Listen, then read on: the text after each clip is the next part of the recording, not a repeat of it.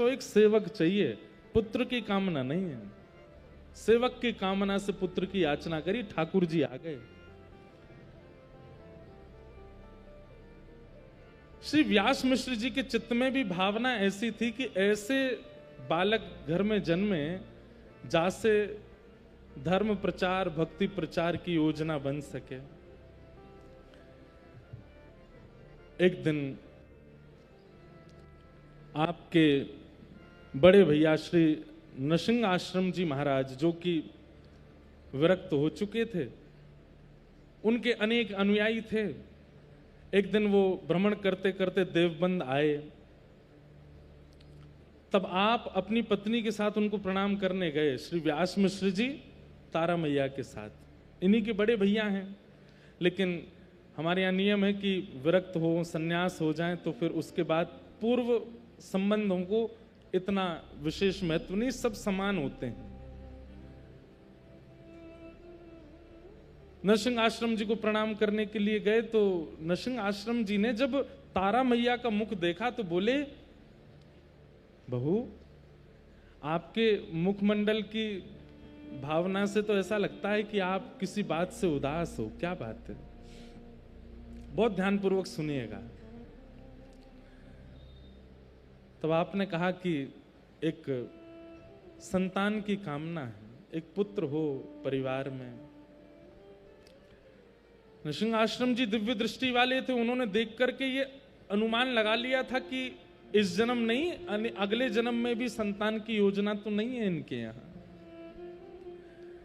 उन्होंने ऐसे एक प्रवचन जैसे कर दिए कि लाली, अब देखो जैसी ठाकुर जी की इच्छा है, अब उसी इच्छा को ही सर्वोपरि मानो, जैसी व्यवस्था व्यवहार है उसी में ही राजी रहो।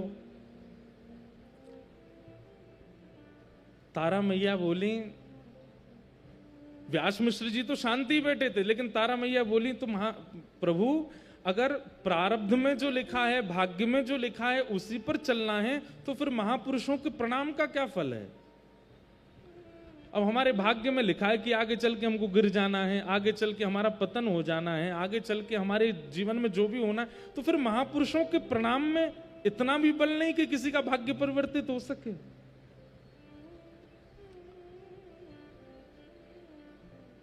नरसिंह आश्रम जी थोड़े स्तब्ध हो गए, मन में विचार करने लगे कि तर्क होता तो उत्तर देता, वितर्क होता तो उत्तर देता, कुतर्क होता तो भी उत्तर देता, लेकिन तर्क वितर्क कुतर्क नहीं है। यहां तो भक्ति साधन और महापुरुषों की कृपा पर प्रश्न है। महापुरुषों को हम प्रणाम ही क्यों करें, उनके पास जाएं क्यों, हम सत्संग करें क्यों? भाई भाग्य में लिखा है उसको भोगेंगे, क्यों? इनके प्रणाम से कुछ होना तो है नहीं, इनके दर्शन से कुछ होना तो है नहीं। नरसिंह आश्रम जी बोले, अगर इस बात को हमने टाल दिया तो बहुत लोगों के चित्त में अविश्वास हो जाएगा। एकांत में जाकर के ठाकुर जी से प्रार्थना करी, जय जय, आपके साधुओं के दर्शन पर प्रश्न उठा है, उनके ऊपर उनके प्रणाम पर प्रश्न उठा है, अब तो कृपा आपको करनी पड़ेगी। नरसिंह आश्रम जी ने एकांत में जाकर के ठाकुर जी से प्रार्थना की तो ठाकुर जी ने आश्वासन दे दिया और कहा, आप चिंता नहीं करो, आप जाकर के केवल आशीर्वाद दे दो, हमारी निकुंज की ही वंशी अली ही इनके यहां जन्म लेगी। बस ये थोड़ा साधन करें, कुछ पवित्रता का ध्यान रखें, वृंदावन का चिंतन करें, इनके यहां हमारी वंशी अली आएगी। नरसिंह आश्रम जी आए, आकर के तारा मैया से बोले, बेटिया अब तुम चिंता मत करो, कुछ साधन बताए। बोले जाओ, और तुम्हारे घर सामान्य संतान नहीं होगी, ठाकुर जी के प्रेम रस भाव को प्रकट करने वाली ठाकुर जी की निज सहचरी आएगी, इसलिए जाओ। और प्रणाम करके व्यास मिश्र जी तारा मैया दोनों चले गए।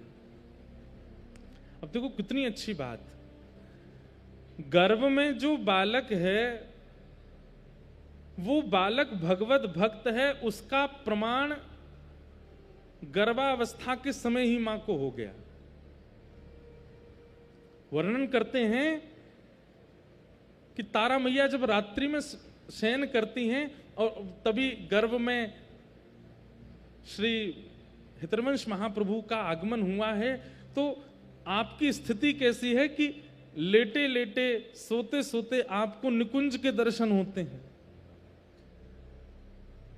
आपको यमुना जी का प्रवाह दिखने लगता है, आपको सुंदर इत्र की सुगंधी आने लगती है, और तभी मैया हड़बड़ा के उठ जाती हैं। और उठ करके तभी व्यास मिश्र जी पूछते हैं क्या हुआ, आप क्यों इतना घबरा गई? बोले पता नहीं, सघन कुंज का दर्शन हो रहा था, यमुना जी का निर्मल जल प्रवाह दिख रहा था, बड़ी सुंदर सुंदर कुंज दिख रही थी, अच्छी सी एक सुगंधी आ रही थी, कभी लगता था जैसे मानो गुलाब के पुष्प की हो, मोंगरे के पुष्प की हो। व्यास मिश्र जी बोले आपने कुछ सोचा होगा इसलिए वो चिंतन में आ गया होगा, सो जाओ। लेकिन ये तारा मैया का चिंतन नहीं है, गर्भ में आए हुए श्री हितरवंश महाप्रभु का चिंतन है, वो उनको सुनाई देता है।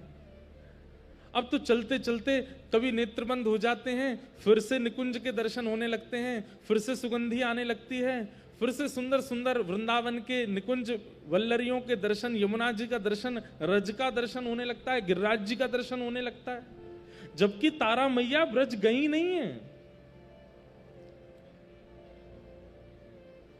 व्यास मिश्र जी से निवेदन करती हैं कि मुझे ऐसा लगता है कि मुझे ठाकुर जी के निकुंज श्री वृंदावन का दर्शन होता है। व्यास मिश्र जी बोले हम तो कभी गए नहीं, तो वहां को दर्शन कैसे है जाए आपको? बोले पता नहीं, मुझे दिखता है ऐसा मार्ग है सुंदर, उस पर प्रिया प्रियतम के चरण चिन्ह बने हैं, जगह जगह महावर लगे हैं, कहीं ठाकुर जी के हाथ में चंदन लगा है, किसी वृक्ष को छुआ है वहां ठाकुर जी के हस्त चिन्ह है, कहीं पर वृंदा का वन है, कहीं पर सुंदर मोगरे का वन है, कहीं गुलाब का वन है, और सामने यमुना जी कलकल करती बह रही हैं। व्यास मिश्र जी बोले आपको कैसे पता कि वो वृंदावनी है? बोले पता नहीं क्यों चित्त में ऐसा भाव उत्पन्न होता है कि ये वृंदावन है।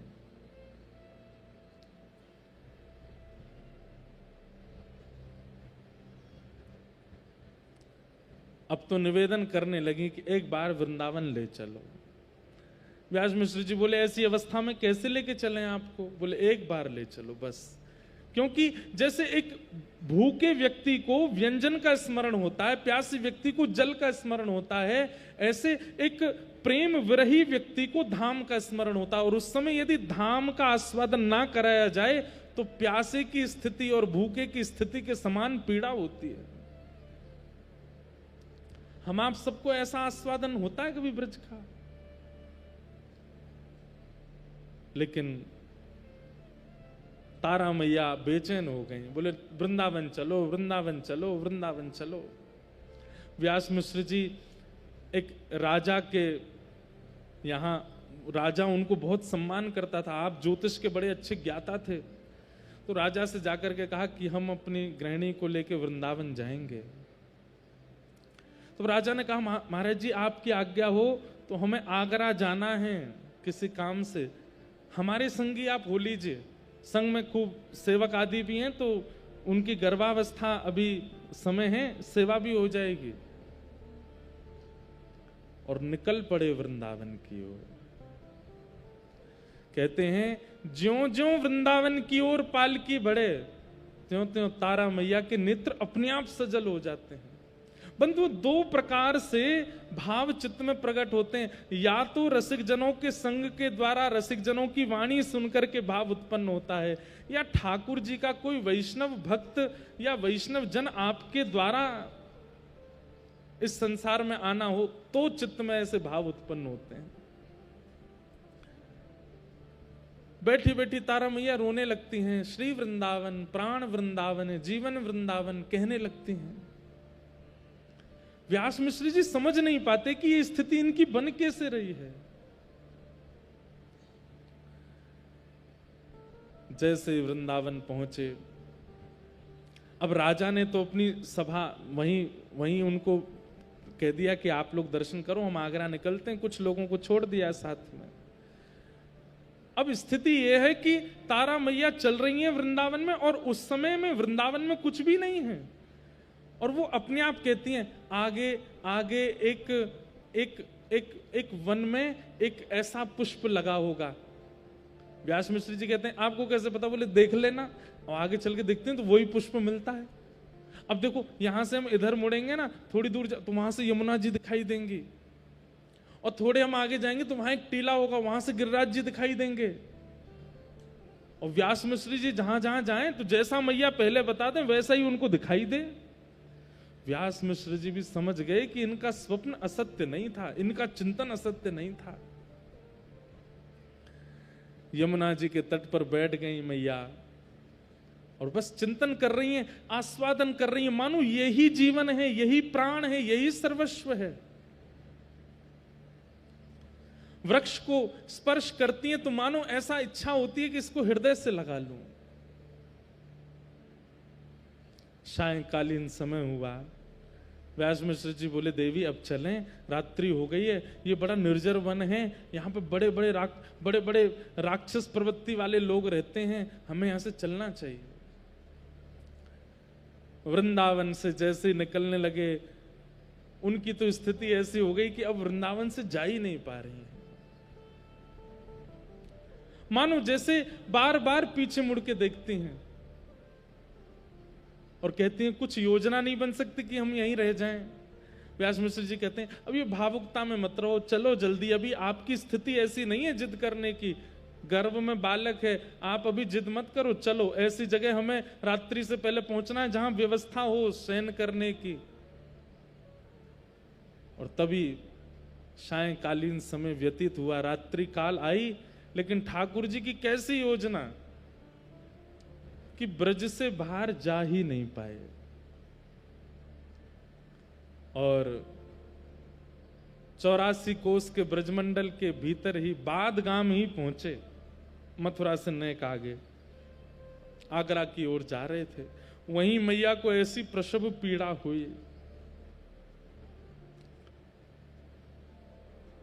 वहीं प्रसव पीड़ा के कारण पास के गांव में ले गए व्यास मिश्र जी तारा मैया को। गांव के सब लोग इकट्ठे हो गए, अरे आओ आओ आप यहाँ विराजमान हो जाओ, यहाँ आप बिल्कुल सुख से विराजो, कोई चिंता की बात, हम सब सेवा, सब माताएं इकट्ठी हो गई। 2-3 दिन तक वहीं विराजे रहे, और पावन एकादशी का दिन आया, और जैसे हमारी किशोरी जी का प्रारंभ सूर्य उदय के काल में जन्मोत्सव मनाते हैं, ऐसे ही सूर्य धीमे धीमे उदयमान हो रहे हैं, और तभी तारा मैया के पावन कुक्षी से श्री वृंदावन रस को प्रकट करवे वाले हरित त्रयी में जिनको प्रमुख नाम है, ऐसे श्री हितरवंश महाप्रभु को प्रादुर्भाव भयो। श्री हितरवंश चंद्रजू की महाप्रभु जी को प्रादुर्भाव भयो। आहा, ऐसो सुंदर स्वरूप है, सब भीड़ लग गई बादगाम में लोगन की देखवे की, मानो ऐसा लग रहा हो साक्षात कोई ठाकुर जी की सहचरी प्रकट भई है। दर्शन करके सब आनंदित है गए, सब बलैया ले रहे हैं, सब महाप्रभु जी को दर्शन करके सुख में आ रहे हैं। आहा, पूरे ब्रजमंडल में धीमे धीमे ये चर्चा फैलने लगी। अब जहां जहां रसिक स्थिति वाले थे वे सब मानो धीमे धीमे उन सबके चित्त में ही अपने आप भाव उत्पन्न होने लगा कि ये कोई रसिकाचार्य ही आए हैं, ये कोई महापुरुष ही आए हैं। और सब वहां जाकर के महाप्रभु जी के मंगल दर्शन कर रहे हैं। हमारे रसिक जन खूब सुंदर सुंदर बधाई महाप्रभु जी के प्राकट्य की गाते हैं। हम आप सब लोग भी कुछ कुछ बधाइयों को गा करके महाप्रभु जी का पावन जन्मोत्सव, पावन उत्सव का आनंद लेंगे। जय हो। बोलो हितरवंश महाप्रभु की जय। आहा।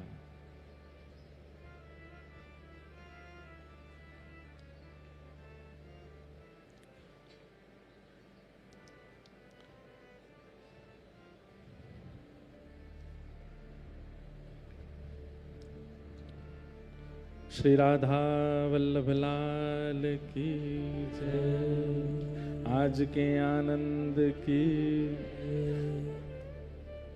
महाप्रभु जी के पावन जन्मोत्सव को सब ब्रजवासी बड़े भाव से मना रहे हैं। बाबा इतने कछु पुष्प मंगाए लियो, बधाई गाएंगे तो सब मैंने कछु बधाई को वितरण महाराज जी के हस्त कमल से है जाएगो। हाँ हाँ। जय जय राधा वल्लभ हित हरिवंश, जय जय राधा वल्लभ हित हरिवंश, जय जय राधा वल्लभ हित हरिवंश, जय जय राधा वल्लभ हित हरिवंश, जय जय श्री वृंदावन श्री वन चंद, जय जय श्री वृंदावन श्री वन चंद, जय जय राधा वल्लभ प्यारो हरिवंश, जय जय राधा वल्लभ प्यारो हरिवंश, जय जय राधा वल्लभ प्यारो हरिवंश, जय जय राधा वल्लभ प्यारो हरिवंश, जय जय श्री वृंदावन श्री वन चंद, जय जय श्री वृंदावन श्री वन चंद, ओ जय जय श्री वृंदावन श्री वन चंद, जय जय श्री वृंदावन श्री वन चंद, ओ जय जय राधा वल्लभ प्यारो हरिवंश, जय राधा वल्लभ प्यारो हरिवंश, ओ जय जय राधा वल्लभ प्यारो हरिवंश, जय राधा वल्लभ प्यारो हरिवंश। बधाई आज व्यास मिश्र के धाम, बधाई आज व्यास मिश्र के, हाँ बधाई आज व्यास मिश्र के धाम, बधाई आज व्यास मिश्र के धाम, हाँ प्रगति भुव की वंशी हो, प्रगति भुव की वंशी, हाँ प्रगति भुव वंशी रस हो, प्रगति भुव वंशी रस हो, बधाई आज व्यास मिश्र के धाम, बधाई आज व्यास मिश्र के, हाँ बधाई आज व्यास मिश्र के धाम, बधाई आज व्यास मिश्र के धाम, हाँ प्रगति भुव वंशी रस हो, प्रगति भुव वंशी रस, हाँ प्रगति भुव वंशी रस हो, प्रगति भुव वंशी रस हो, हाँ निभृत निकुंज रहस रस ज्ञाता, निभृत निकुंज रहस रस, निभृत निकुंज रहस रस ज्ञाता, निभृत निकुंज रहस रस दाता, राधा नाम उद्गाता, दाता राधा, हाँ दाता राधा नाम उद्गाता, ओ रसिकन के प्राण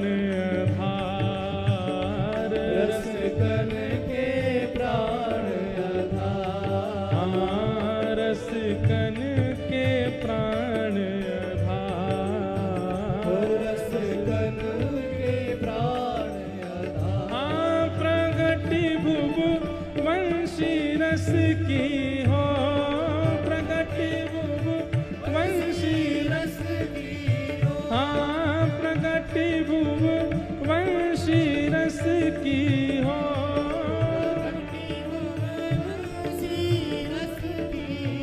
हाँ बधाई आज व्यास मिश्र के धाम, बधाई आज व्यास मिश्र के हे बधाई आज व्यास मिश्र के धाम, बधाई आज व्यास मिश्र के धाम, हे प्रगट भुव वंशी रस की हो प्रगट भुव वंशी रस की हो, हे प्रगट भुव वंशी रस की हो, श्री राधा वल्लभ लाल की।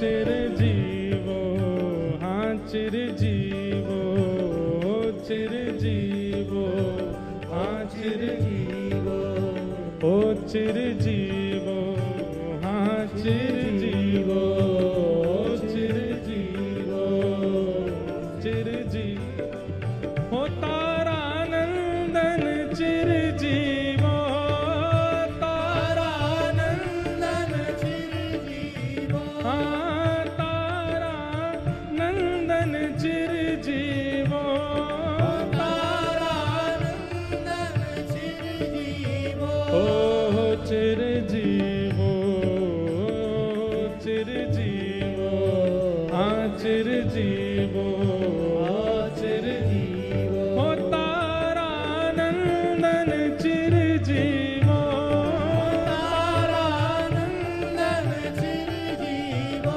हे तारानंदन चिरजीवो, हो तारानंदन चिरजीवो, हित सो देत आशीष बंधु जन, हित सो देत आशीष बंधु जन, हाँ हित सो देत आशीष बंधु जन, हित सो देत आशीष बंधु जन, हाँ हित सो देत आशीष बंधु जन, हित सो देत आशीष बंधु, ओ चिरजीवो, चिरजीवो, चिरजीवो, चिरजीवो हाँ चिरजीवो, चिरजीवो हाँ चिरजीवो, चिरजीवो हो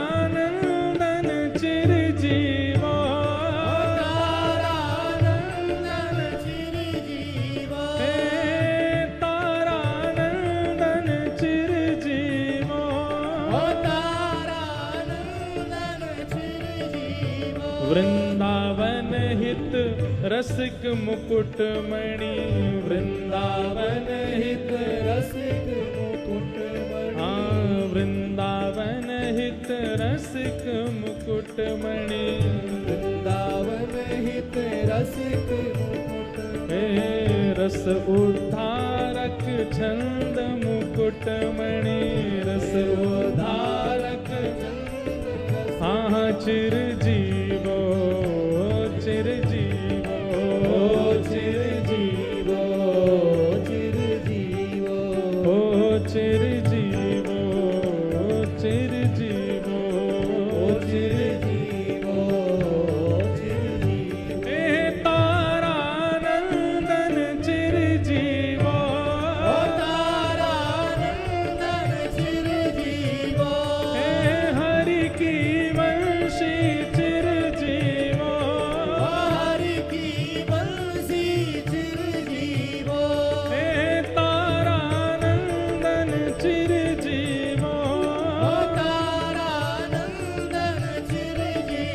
ओ चिरजीवो चिरजीवो चिरजीवो चिरजीवो हाँ चिरजीवो चिरजीवो चिरजीवो चिरजीवो हे तारानंदन चिरजीवो तारानंदन चिरजीवो हरि की वंशी चिरजीवो हरि की वंशी चिरजीवो तारानंदन चिरजीवो तारानंदन चिरजीवो हरि की वंशी चिरजीवो हरि की वंशी चिरजीवो बधाई है बधाई है बधाई है बधाई है वृंदावन की बधाई है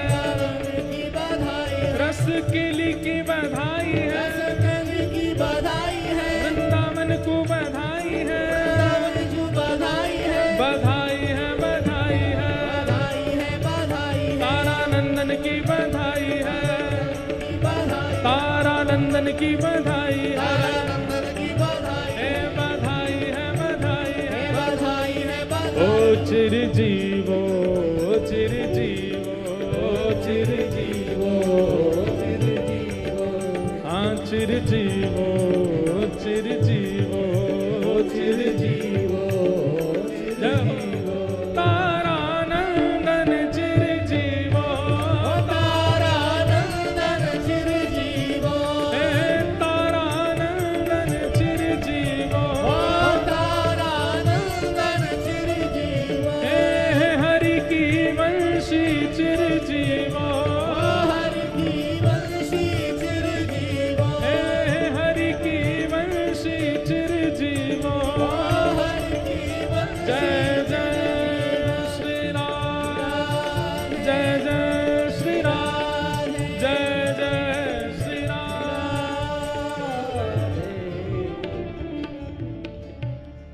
ओ चिरजीवो चिरजीवो चिरजीवो चिरजीवो ओ हरि की वंशी चिरजीवो हरि की वंशी चिरजीवो हाँ तारानंदन चिरजीवो तारानंदन चिरजीवो श्री हरिवंश चंद्र जू की और ब्रजमंडल के बाद में श्री तारा मैया की कुक्षी से महाप्रभु श्री हितवंश महाप्रभु जी का प्राकट्य हुआ। ठाकुर जी ने बाहर जाने ही नहीं दिया ब्रज से। भैया ब्रज में जन्म की बड़ी महिमा है। हमारे आचार्य ने शास्त्रन में रसिकन ने बड़ी महिमा बताई है। लोग बाग विचार करें कि हमारे बालक अच्छे हॉस्पिटल में हों, लेकिन वृंदावन में तो सामान्य से हॉस्पिटल हैं और उनकी वजह से कई लोग वृंदावन में जन्म लेकर के भी बालकों को बाहर जन्म देते। अरे भैया बड़ो अंतर पड़ जाए। ब्रज में जन्म लेनो और ब्रज की सीमा से बाहर जन्म लेनो, या में भी श्री जी की कृपा अकृपा दोनों दिख जाएंगी। और कितने ऐसे रसिक जन हैं जिनके जन्म ब्रज में नहीं भये, लेकिन वे अपने बालकन के जन्म के लिए ब्रजा में यहीं रह में यहीं निवास करें 9 महीना। ब्रज में जन्म की बड़ी महिमा। किंचित ही सही वहां में प्रेम को संचार नेक तो होएगो। देखो ब्रजवासी ज्ञानी नहीं मिलेंगे, ब्रजवासी बैरागी नहीं मिलेंगे, ब्रजवासी विरक्त नहीं मिलेंगे, ब्रजवासी प्रेमी मिलेंगे, क्योंकि ब्रज में प्रेम है। हमारे नंदगाम के, बरसाने के, गोवर्धन के ब्रजवासी से आप मिलो, उनके पास कुछ नहीं है, बनावटी नहीं है, केवल प्रेम देंगे, प्रेम अर्पण करेंगे। अरे भैया तू अपने लाख धरो रे, हमारी श्री जी की सेवा को तेरे मन में भाव नहीं है, प्रेम नहीं है, तो हमें नहीं चाहिए तोते। वो आपसे धन की याचना भी कर रहे हैं, कोई याचना भी कर रहे हैं, तो वो इसी भाव से करते हैं कि श्री जी के प्रति आपके चित्त में प्रेम है तो दे जा, नहीं है तो चलो जा भैया, हमें ना चाहिए तेरो कचू। सेंसिटिव प्रेमी हैं ब्रजवासी, बहुत प्रेमी। इसलिए ठाकुर जी ने तारा मैया के भले ही वृंदावन से बाहर निकल गए लेकिन ब्रज से बाहर जाने नहीं दिया, और बाद ग्राम में महाप्रभु जी का प्राकट्य हुआ। कुछ दिन वहां निवास करने के बाद फिर वापस देवबंद प्रस्थान कर गए, और वहां धीमे धीमे हमारे श्री महाप्रभु जी बड़े हो रहे हैं। लेकिन बाल्यकाल से ही आप में भक्ति के लक्षण गुण दिखने लगे। सब लोग बहुत ध्यान से सुनो। बाल्यकाल से ही भक्ति के लक्षण दिखने लगे। आपके पूज्य पिताजी महाराज के सेवा के ठाकुर जी श्री राधा मोहन जी, व्यास मिश्र जी के सेवा के ठाकुर जी श्री राधा मोहन जी, राधा मोहन जी की व्यास मिश्र जी सेवा करते थे, और छोटे से बालक हरिवंश बैठ करके देखते रहते थे। अब बालक हैं, शुद्धि अशुद्धि का ध्यान रखते नहीं है, इसलिए मंदिर परिसर से बाहर बैठे रहते थे, लेकिन वहीं से ही धीमे धीमे ठाकुर जी को निहारते रहते थे हरिवंश बालक। मन में इच्छा होती थी कि पिताजी हमें गोद में लेकर के बैठे तो इनके प्रियालाल जी का हम भी स्पर्श कर लिया करें, हम भी कुछ सेवा करें। चाव बचपन से ही दिखता है। वैसे तो बालकों में देखो भक्ति के प्रति रुझान बचपन में ही हो जाता है। छोटे छोटे बालक नानी नाना दादी दादा के संग ही रहते हैं, क्यों मंदिर जाते हैं। छोटे छोटे बच्चों को देखो घंटी के प्रति, ठाकुर जी की आरती के प्रति, मंदिर में कोई स्तुति चल रही उसके प्रति उनका बड़ा रुझान। गुटमुन चलना अगर बालक सीख जाए, उसको आप छोड़ दो और मंदिर में कुछ करने लगो, घंटी घड़ियाल, तो सीधा वहीं जाएगा, वहीं से देखता रहेगा। अच्छा, बालक कुछ सीखे ना सीखे, सबसे पहले ताली बजाना सीख जाता है। ताली जरूर बजाए, कीर्तन करो, भाव गाओ, कुछ भी हो, ताली बजाना सीख जाता है। इसका मतलब क्या है? भक्ति के गुण लगभग बालकों में आते हैं, पर संसारी विषय हम डाल देते हैं उनमें। लेकिन हरिवंश बालक कैसे हैं पता है? घुटमुन चलते बालक में इच्छा प्रकट हो घंटी के प्रति, घड़ियाल के प्रति, तो समझ में आती है। पर ये हरिवंश बालक कैसे हैं कि ये अपने पिताजी राधा मोहन जी की सेवा करते हैं और ये दूर बैठे बैठे देखते हैं और इनके नेत्रों से आंसू गिरते। 1 वर्ष 1.5 वर्ष के बालक में प्रेमाश्रु आना नेत्रों में। तभी मैया आती हैं और मैया आकर के, अरे लाला रो का ही कुर, मतलब ऐसा लगता उनको कि ये पहले किसी बात पर रोया होगा तो ये तो शांत हो गया, पर आंसू रह गए। लेकिन वो रोए नहीं थे, उनके प्रेमाश्रु गिरते ही रहते थे। तारा मैया आकर के आंसू पहुंच देती, अरे लाला रो रहे हो, आपने भी ध्यान नहीं दिया, बताओ बेचारा बालक रो रहा था। व्यास मिश्र जी बोले, हमको आवाज तो आई नहीं रोने की, ये कब रो लिए। लेकिन श्री बालक हरिवंश तो प्रेमाश्रु में रोते हैं, और प्रेमाश्रु में स्वर नहीं निकलता। रुदन भी कई प्रकार के होते हैं। जब प्रेम में विह्वल होकर के व्यक्ति रोता है ना, स्वर नहीं निकलता, बस अश्रु निकलते हैं। मुख की आकृति नहीं बदलती है, केवल नेत्र लाल पड़ जाते हैं, अश्रु गिरने लगते हैं। छोटे से हरिवंश बालक में ये गुण दिखते थे। धीमे धीमे बड़े हुए, आप अब चलने फिरने लगे तो पिताजी के कभी कभी मंदिर में प्रवेश कर जाते, और कभी कोई सामग्री ठाकुर जी की उठाते तो पिताजी इनको रोक दे, अरे अरे अरे तारा जी कहाँ हो, देखो ये हरिवंश बालक भीतर आ गया, अब ये देखो श्रृंगार गेड़ देगा ठाकुर जी के सामने, तो वो उनको उठा के दूर कर देते। लेकिन आपका इतना चाव रहता था कि सेवा में मुझे कोई सेवा दें ठाकुर जी की। लेकिन पिताजी महाराज सेवा नहीं देते थे, तो बालक हरिवंश बाहर जाते, घर से निकल के बाहर चले जाते और वहां युगल वृक्षों को ढूंढते। युगल वृक्ष कहां है? देखो कैसी उपासना। युगल वृक्ष को ढूंढते जहां 2 वृक्ष आसपास खड़े हों, और उन युगल वृक्ष को ही श्री कृष्ण और प्रिया जी के भाव से देखते। और एक वृक्ष को तो बढ़िया पीताम्बरी पहना देते, एक वृक्ष को सुंदर चुनरी उड़ा देते, और वहीं बैठ करके पता नहीं क्या, अब छोटे बालक कुछ भी करते हैं एकांत में बैठ करके, तो माता पिता को लगता है ये ऐसे ही बालक कर रहा है कुछ एकांत में, लेकिन उनकी वो सेवा पद्धति थी। एक दिन अब धीरे धीरे बड़े हो गए, तो गांव के कई बालक इनसे मित्र हो गए इनके। अभी अपने मित्र बालकों के साथ जाते, घूमते, आनंद करते, तो ये बालकों में भी देखते जो सांवला बालक होता ना उसको पकड़ते, तुम तो हमारे श्याम सुंदर हो, और जो गोरा बालक होता उससे कहते अरे ये तो हमारी श्री जी हैं, और दोनों बालकों को एकांत में ले जाते और फिर उनका भी श्रृंगार कर देते।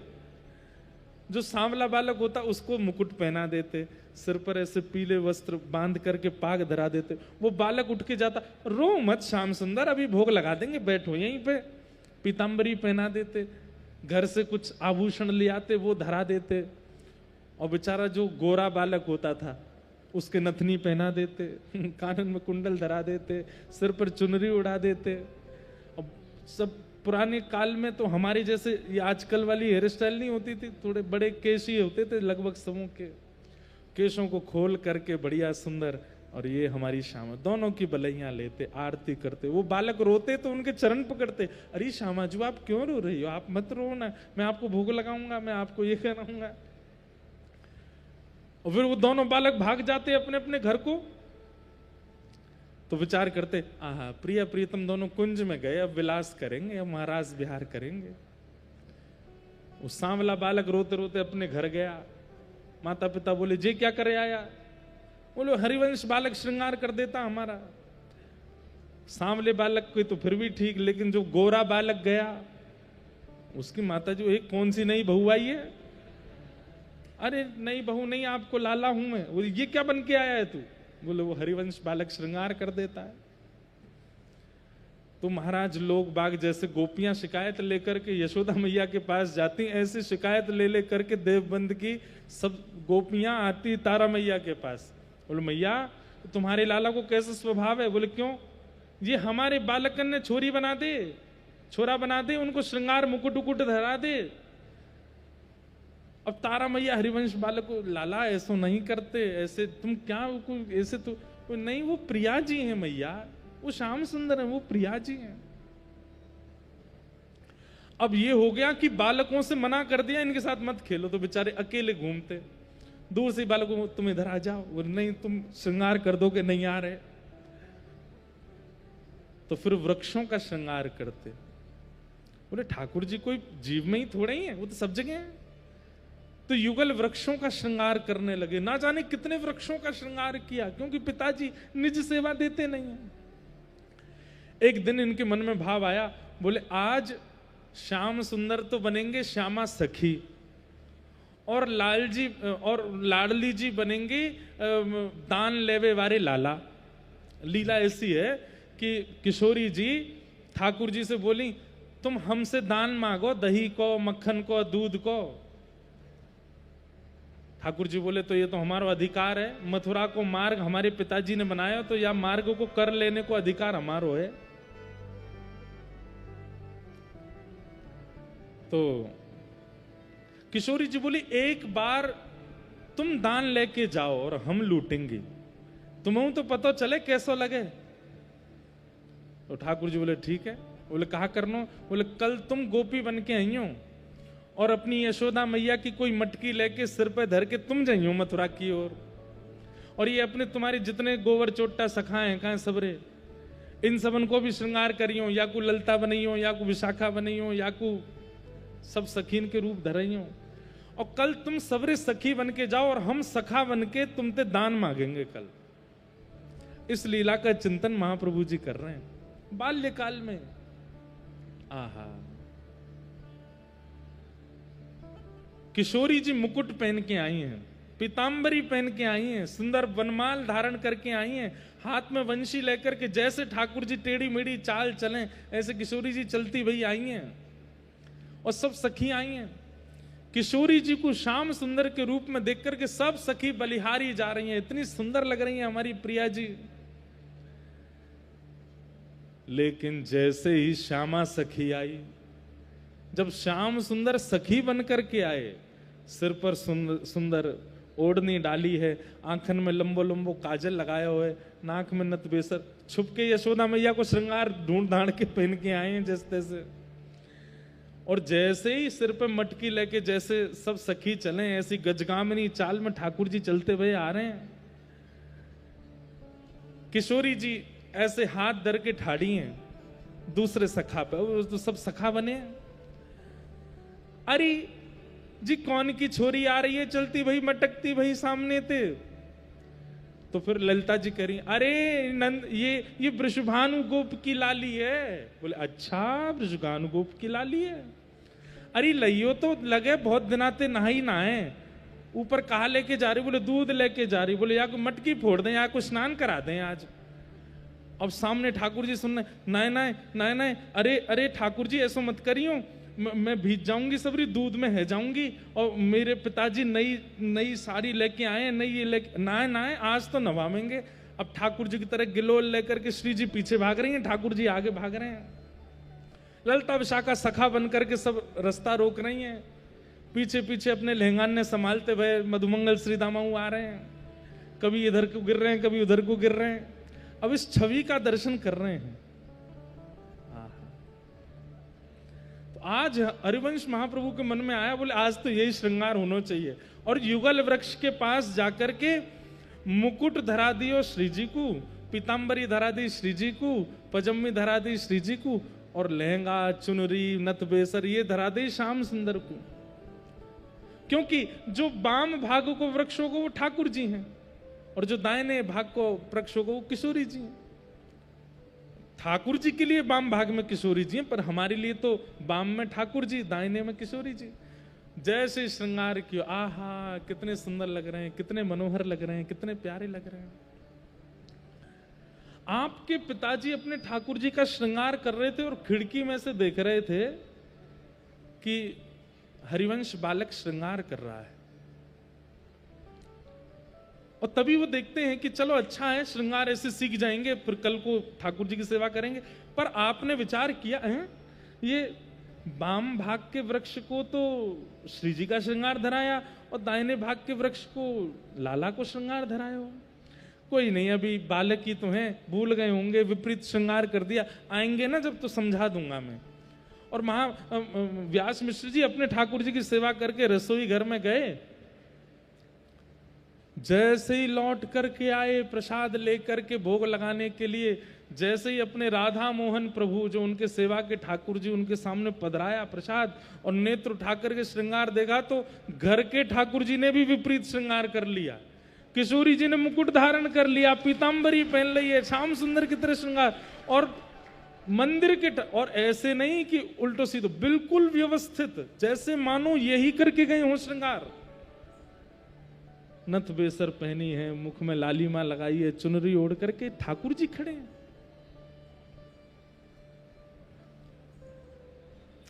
हमारे गोरीलाल कुंज में यही तो भेद है जो सबको पता नहीं है। वहां क्या है, बोले गोरीलाल। वहां गोरी जो हैं, किशोरी जी जो हैं, वो लाला बन के खड़ी हैं, और लाला जो है वो श्री जी बन के ठाड़े हैं, इसीलिए वहां स्थान को नाम है गोरीलाल। वहां जब आप दर्शन करने जाओगे तो ठाकुर जी जो हैं वो वास्तव में किशोरी जी हैं, और श्री जी जो बगल में खड़ी हैं वो ठाकुर जी हैं। महाराज जी ने एक भेद और बताया मुझको। अभी जब होली पे गए तो महाराज जी बोले एक भेद और बताया। मैंने कहा हाँ। बोले ठाकुर जी जो है ना ये पाटे पे खड़े हैं। क्यों? लाडली जी से छोटे हैं हाइट में, क्योंकि श्री जी हैं, इसलिए पाटा के ऊपर खड़े हैं लाला बन करके। तो बोले कौन है? बोले श्री जी हैं, और बगल में जो चुनरी ओढ़ करके ठाड़ी है वो ठाकुर जी हैं, इसीलिए गोरी लाल। वहां लाल जो है वो गोरी बन के ठाड़ी हैं, इसीलिए गोरी लाल कुंज। हमारे लाला को श्री जी को रूप धारण करना बड़ा अच्छा लगे, तो आज महाप्रभु जी ने ऐसा श्रृंगार किया। लेकिन व्यास मिश्र जी बोले ये जो श्रृंगार बाहर वृक्षों का हुआ ये मेरे ठाकुर जी का कैसे हो गया? तो थोड़े थोड़े उनको संकेत लगने लगे कि हमारा बालक सामान्य नहीं है, ये कोई ठाकुर जी की निज सहचर्य है। तो अब पिताजी ने उनको थोड़ी थोड़ी सेवा में प्रवेश कराना प्रारंभ किया। आज शरद पूर्णिमा थी और प्रिया प्रियतम दोनों ने श्वेत श्रृंगार धारण किया है।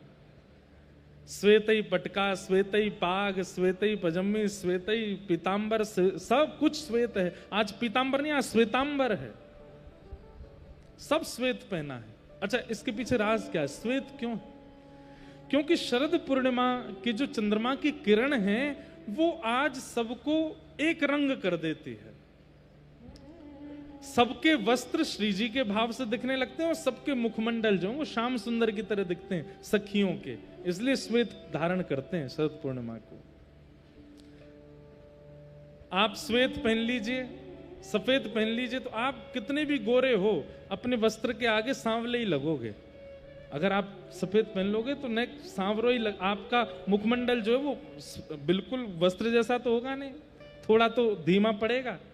इसलिए शरद पूर्णिमा पर मुखमंडल सबके जो हैं वो श्याम सुंदर और जो आवरण है वो किशोरी जी, इसलिए श्वेत धारण होता है। और भावना ऐसी कि चंद्रमा की किरण से पूरा ब्रजमंडल जो है वो श्वेत आच्छादित हो जाता है, श्वेत वस्त्र पहन